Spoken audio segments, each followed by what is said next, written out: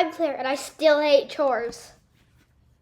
Someone once told me the best way to get out of doing something is to do such a bad job that they never ask you again.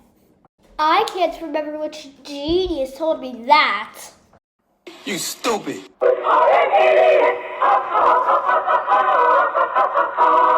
That's when I decided to put my devious plan into action, to load the dishwasher so badly that no one would let me near one ever again. Tactical nuke incoming!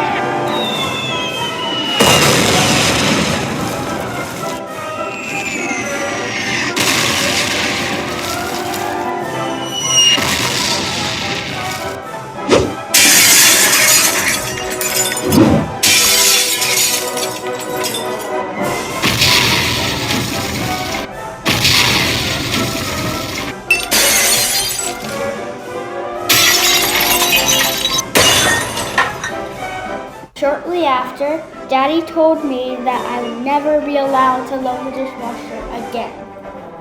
All I could think was, And the winner is...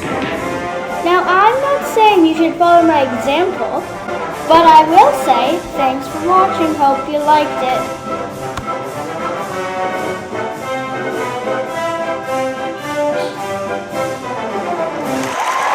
Oh yeah!